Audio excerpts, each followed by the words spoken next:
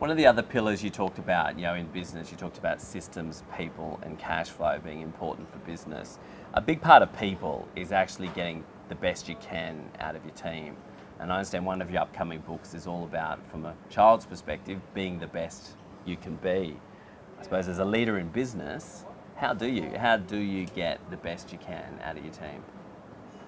I've got a very important lesson to share with my grandchildren and anyone read the book about don't try and be someone else. Yeah. All you can ever be in your life is the best John Knight or the best Wayne Patterson.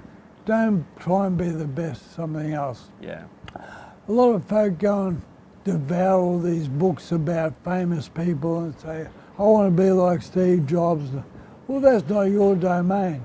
Yeah. Your domain is about your own story, not someone else's. So in the children's book, I try and share that message of be the best you can possibly be, because that's pretty exciting. But where I apply it to business is as a leader, you need to know your limitations, you need to know what you can, what your native skills are. You might be the best at a particular skill set. Develop that and rejoice in it, share it, train others and coach others in it. But don't try and be all things. Instead, try and find others that are better than you at certain aspects of business. Might be they're better with people, they're better with systems, they're better at building things, they're better at sales. Surround yourself with the talented people that you need so that your whole business grows as a result. So surround you and surround your team members with all different types of people that encourages and allows everyone to be the best they can. There's a certain mindset, John, and I've shared this with you before. You get out that set of Russian dolls. We all know the dolls, the wooden dolls, one inside the other. Get them out and lay them down in a line, smallest to the biggest. And then you say to yourself, which one do I think I am in my organisation? And if you actually are honest with yourself and you're looking at the big doll and saying, well, that's probably me. I've got everything riding on me. I've got to be the best. Well, that's well and good. But what if in the industry you've chosen, you're actually the smallest doll? Your whole business has just hit a ceiling. So better off for you to consider yourself as the smaller doll and always employ up. Always find people to surround yourself with who make your business better and better and better. So you're not the limiting factor. Because in SME land, it's sometimes hard. If you're the business owner and you've got all these hats on and you're worrying about the leadership of the rest of your team and making the best out of them, where do you go if you're the leader in the business? One of the best things I can ever advise people is look at getting yourself an advisory board. Bring together people you trust and respect and who have walked this path before.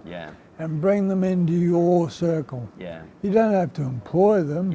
And most times people are very generous with their time if they know that you're genuine. I find people extremely generous, and over and over again I've seen businesses go and ask that person who's probably the big dog in the industry whether they'd participate in an advisory board, and they tend to donate their time and more than happy to add value to the industry. It's about putting back. So advisory boards are a good way to help the big dog within the business, I suppose, mixed with the big dogs within the industry. That's right. What about getting more out of your team? How do you just make sure that you're continually sort of bringing people on and encouraging them to be better? A lot of it goes back to the culture, John. And we talked about core values. It's that foundation of everything, isn't it? It is. And if you show people what's expected and what good performance looks like, and how they're going to be rewarded, and how what they do affects the person next door to them. Those sorts of things are very powerful. and they help everyone understand what a good job looks like and how to get good performance or strong performance consistently out of our business. And I suppose that comes back to a core value around authenticity and being genuine too, doesn't it? Because if people think you're just wanting them to be better so that you, I don't know, make more money out of it, they'll see straight through that. But when you're genuine and you're actually having some of those harder discussions, which may not be the best for the business at that point in time, but best for that person, makes it very genuine, doesn't it? Yeah, and remind everyone why you're doing this. It isn't to set you up with a retirement fund and a boat floating around the Caribbean. It's to make a difference in the world. Our product or service is going to make a difference to people's lives. Every time you get up in the morning, that's why I'm going to work. Or it makes it very easy for you to start having conversations with your people around performance when their lack of performance might be letting that dream slide. Everyone needs to know their why, don't they? Engage them. If you'd like to support Wayne's cause, and in particular research into MND, you can buy a copy of the Fat Rabbit books at carrottopisland.com.au. You can donate at mndandme.com.au. And if you enjoyed this video, you may enjoy the others in the series, the other 6, which are all available at businessdepot.com.au.